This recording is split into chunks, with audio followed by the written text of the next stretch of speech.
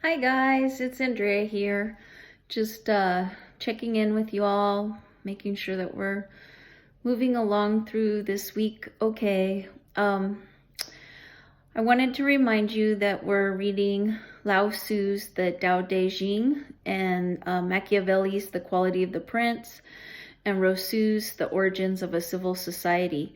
And so the last two, I think you'll find fairly easy to dig through.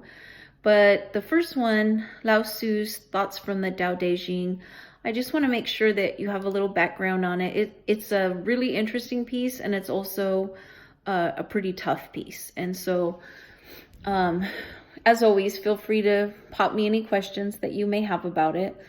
But I just wanted to share some notes that I took on Lao Tzu. And so this piece was originally written in the 6th century BC, and it's been used for a lot of things. It's considered a religious text within the Taoist religion.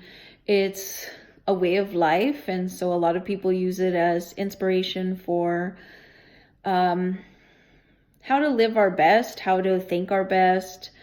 It's actually even been a source for people to dig into critical thinking. The original intention of it, many believe, is to help with essentially running a government. And so that's the way that we're looking at it this week, is essentially through a government and comparing it with those other roles of a government, rules for a government, strategies for a government. And so hopefully, considering the things that are going on here in the United States right now, it will help you put some context into the different ways governments can be run. Because I think a lot of times, I've only lived in the United States, and a lot of times I forget that there's a lot of other governments and they're not necessarily run the exact same way ours is. And so I think it's good for us to look at some of the different modes of being for our governments. There's a lot of different things to consider. Basically, the Tao Te Ching, you guys are only going to be reading parts of it, but it's 81 little vignettes or chapters, and there's actually some evidence that those chapters were put in much later, that those were not original parts of the work. And so I think that's kind of important to consider, because at some point this got broken up in such a way that maybe it wasn't originally intended to be broken up. And so keep in mind that the parts that you're looking at is not the entirety of the text. It's just a small portion of it. There is rhyme in this text, and so I always think it's interesting, because from our perspective, obviously we're reading a translation of it and we're reading it from the English version, but even still, a lot of that rhyme and the rhythm of the text still exist for us. And it's really great to see how that goes across those spectrums, right? The oldest written text of it was actually written on bamboo. And so I've always thought that was kind of a neat little thing that gets me excited about reading it. I love reading something that I know is really old.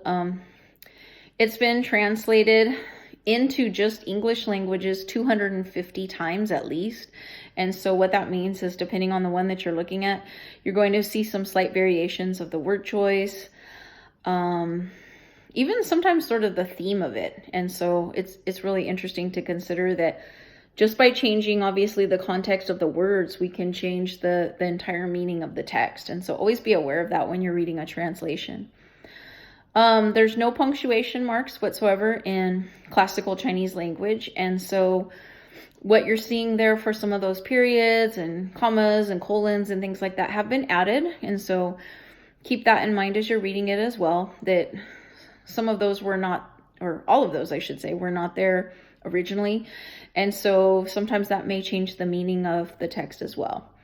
So again, it's a really interesting text. It's a tough text to read, but I think that you'll find it useful. And like I said, we're looking at it from a government perspective, but that's not the only way to look at it. So keep that in mind, that there are a lot more ways that we could dig into this text. We're just choosing to do it from a government perspective, okay? So I hope you guys are having a great week. Let me know if you need anything. Remember that there is an essay due at the end of the week. There's some discussion boards for you to dig in and chat with your classmates about some things. Remember that the discussion boards have 2 due dates. And so the first due date is when you need to post. The second due dates are when you need to interact with your classmate. I know that this is a fast-moving class, but again, we got to get through an entire semester and really just half a semester. So we're essentially got ourselves in overdrive here. But I know I've been looking at the work that you guys all did last week.